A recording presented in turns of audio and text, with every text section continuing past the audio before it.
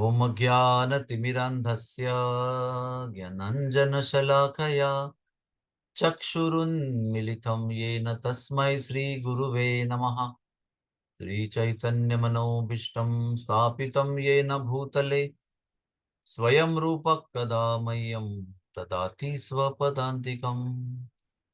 श्रीकृष्ण चैतन्य प्रभु नित्यानंद श्री अद्वैत गदाधर श्रीवासदि गौर भक्तवृंद। हरे कृष्णा कृष्णा कृष्णा हरे हरे, हरे राम राम राम हरे हरे।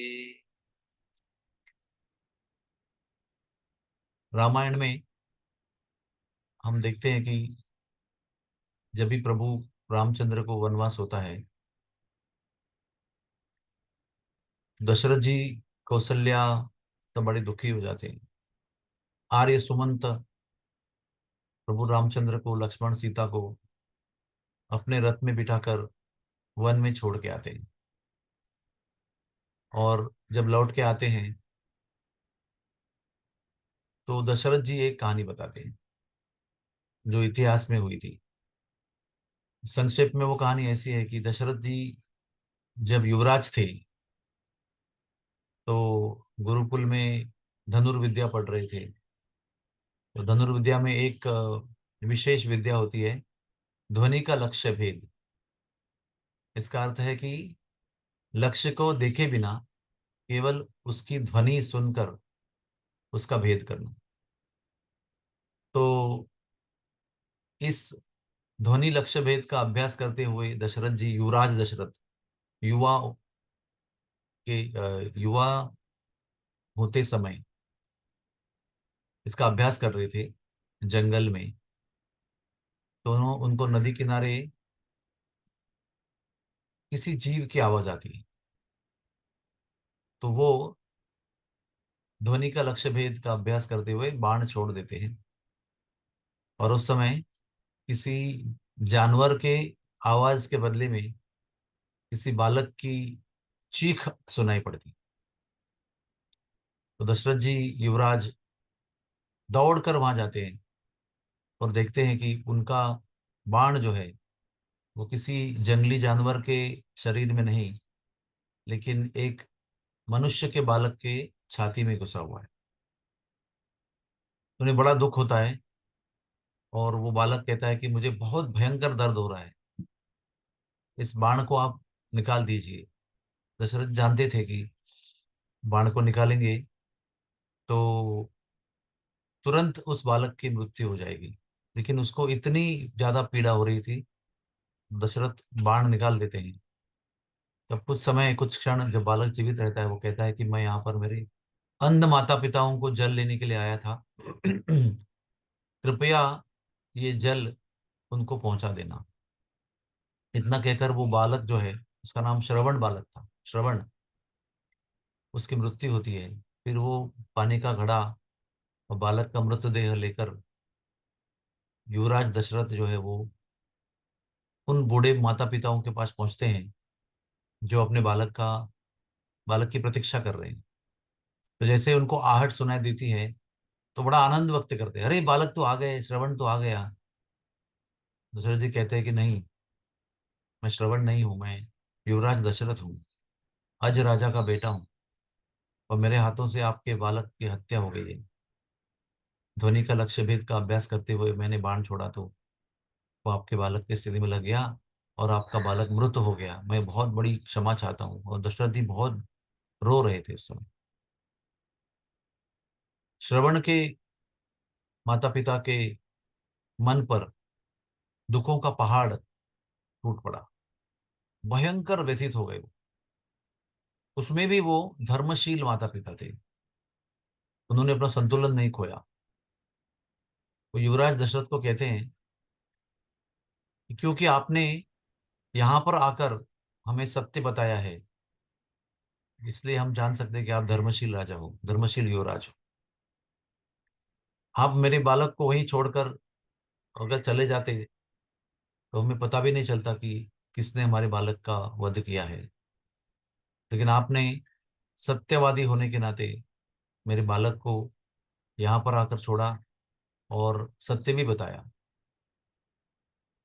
अगर आप सत्य नहीं बताते, वहीं से भाग जाते, तो आप त्वरित आपकी मृत्यु हो जाती और आगे भी आपको बहुत यातना भोगनी पड़ती।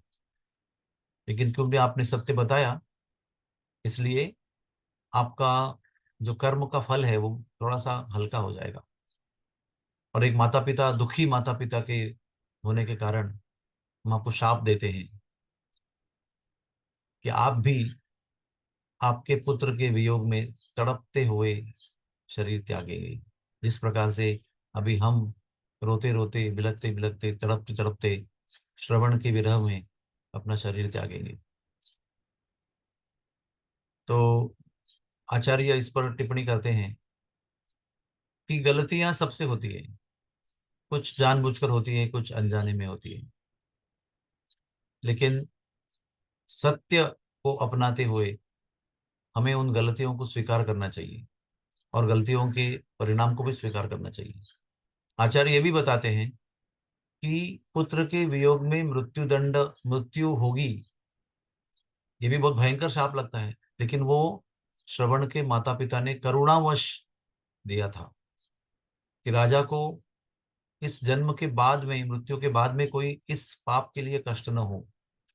इसलिए इक्वल जो दर्द हमें होगा वो दर्द मुझे मिलेगा, तो इसी जीवन के अंत में ये पाप नष्ट हो जाएगा।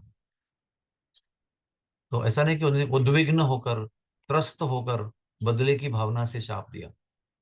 राजा की राजा का सत्यवचनी होना ये उनको इतना प्रभावित कर गया कि उन्होंने सोचा कि अगर पुत्र के वियोग में उनकी भी मृत्यु होती है तो सारा पाप यहीं के यहीं समाप्त हो जाएगा और आगे का उनकी यात्रा जो है वो सफल होगी। तो सारांश में, हमारे हाथों से जीवन में अगर कोई भी गलती होती है, कोई भी पाप होता है, तो हमें सत्य वचनी होकर उसको बताना चाहिए और उसका प्रायश्चित करने के लिए तैयार होना चाहिए। ये दशरथ महाराज बता रहे हैं आर्य सुमंत को, कौशल्या को और सुमित्रा को, जब आर्य सुमंत राम को छोड़कर लौट कर आते हैं। हरे कृष्णा कृष्ण कृष्ण हरे हरे, हरे राम राम राम हरे हरे। इसके कारण उस प्रायश्चित को करते हुए दशरथ महाराज की मृत्यु होती है प्रभु रामचंद्र के विरह में। Thank you very much. Hare Krishna. कोई प्रश्न है किसी का? हरि बोल। यस। धन्यवाद प्रणाम प्रभु। प्रभु जी, धन्यवाद। आपने अभी कहा जैसे कि उनको बाद में उनका फल नाम प्रायश्चित ना मिले, इसलिए अभी उन्होंने थोड़ा करुणावश दंड दिया उनको।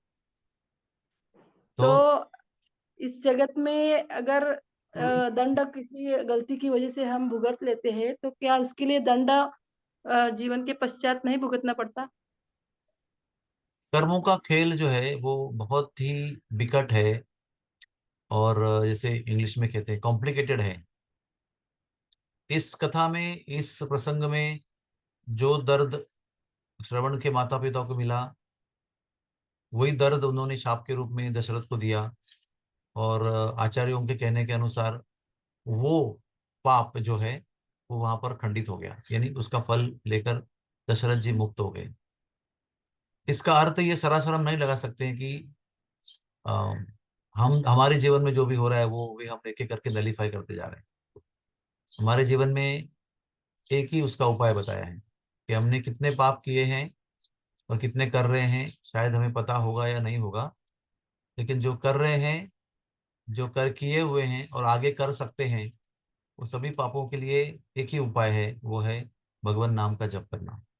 भगवान नाम का शरणागत भावना से जप करने से जितने किए हैं, जितने हो रहे हैं और जितने होने वाले हैं, वो सारे पाप नष्ट हो जाते हैं। फिर भी इसके इसके होते हुए भी अगर हम कोई गलती करते हैं तो हमें उसका, क्या कहते हैं उसको, कन्फेशन करना चाहिए। कन्फेशन करने से उसके लिए भी बहुत हिम्मत लगती है ना, उतना आसान नहीं है। तो कन्फेशन करने से बहुत सारे पाप वही नष्ट होते हैं और उसके बाद में जो भी दंड मिलता है उसको भी बड़े ही क्या कहते हैं उसको, हिम्मत से उसको सहन करना चाहिए। नहीं तो फिर ये पाप कर्मों का सिलसिला जो है वो जन्म जन्मांतर तक चलता रहेगा। हम लोग चाहते हैं कि भगवत धाम जाएं, लेकिन इस जन्म का पाप अगले जन्म में, अगले जन्म का पाप उसके अगले जन्म में, फिर ये सिलसिला कब समाप्त होगा। इसलिए गुरु शरणागति, गुरु आज्ञा का पालन, भगवान नाम का जप और सत्यवादी स्थिति पर, प्लेटफॉर्म पर अपना जीवन चलाना, ये बहुत ही आवश्यक है। कितना हम कर पाएंगे नहीं कर पाएंगे ये पता नहीं है, कितनी हिम्मत हमारे अंदर है नहीं है, कितने हम अपने अहम में डूबे हुए हैं या लोक लाज में डूबे हुए हैं पता नहीं है। फिर भी हमें प्रार्थना करना चाहिए कि भगवान हमें शक्ति दें कि हम सत्यवादी जीवन बिताएं, सत्य के स्तर पर जीवन बिताएं, और इसी जन्म में ये सब पाप पुण्य का खेल समाप्त करके भगवत चरणों में लीन हो जाए। Hare Krishna. Thank you very much. Hari बोल।